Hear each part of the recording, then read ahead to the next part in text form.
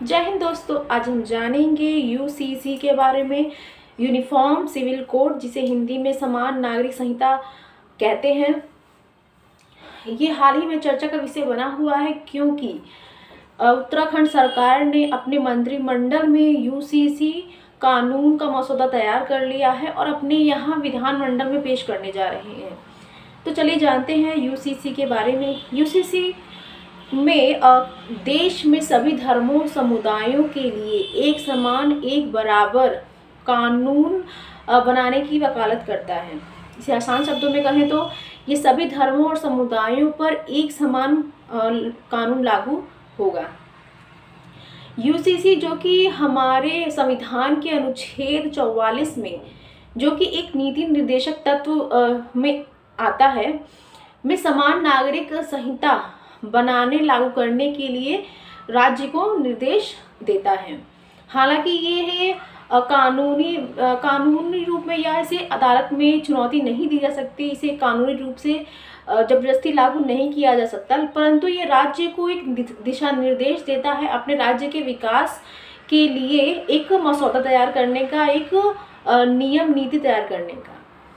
हालांकि supreme court भी अपने कई केस में सरकार से यूसीसी के बारे में इसको लागू करने के लिए और इसके बारे में सरकार की क्या विचार है जानने की कोशिश की है। सुप्रीम कोर्ट ने 1985 में शाह बानो और 2017 में सायरा बानो 3 तलाक की समाप्ति पर भी सरकार से यूसीसी यानी कि समान नागरिक संहिता के बारे में सरकार की नीति पूछी थी।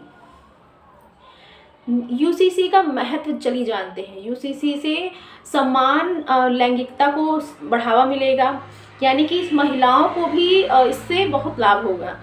दूसरा है, इस पर न्यायालय पे बोझ कम होगा और जो पर्सनल लॉ है, जो सभी धर्मों के अपने पर्सनल लॉ है, जिससे देश के विकास में एक बाधा उत्पन्न होती है, वो बाधा दूर हो जाएगी। इस तरह से मुख्य रूप से जो चुनौतियां हैं या जो कह सकते हैं कि महत्व है यूसीसी की सरकार के लिए या किसी भी देश के लिए, पर इस यूसीसी के कारण चुनौतियां भी हैं सरकार के सामने। जैसे कि एक संवैधानिक चुनौती है, जिसमें अनुच्छेद 25 और 26 में संविधान देश के सभी नागरिकों को संवैधानिक स्वतंत्रता की गारंटी देता है, जो कि इसका एक विरोधाभास हो जाए। अगर समान नागरिक संहिता पूरे देश में लागू कर दिया जाता है तो धार्मिक स्वतंत्रता खतरे में पड़ जाएगी। एक तो ये चुनौती है। दूसरा है, अल्पसंख्यक जो हैं उनके अस्तित्व पे खतरा मंडरा सकता है। और तीसरा है, भारत की विविधता, जो भारत की ताकत है, उसका समाप्ति का डर है। तो इस तरह की चुनौतियां भी हैं। इसमें देखते हैं आगे की राह क्या हो सकती है।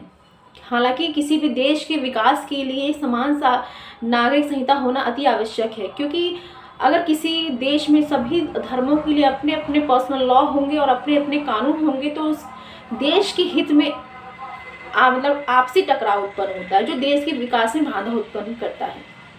तो चलिए इसी के साथ अपनी इस सेशन को ख़त्म करते हैं। धन्यवाद।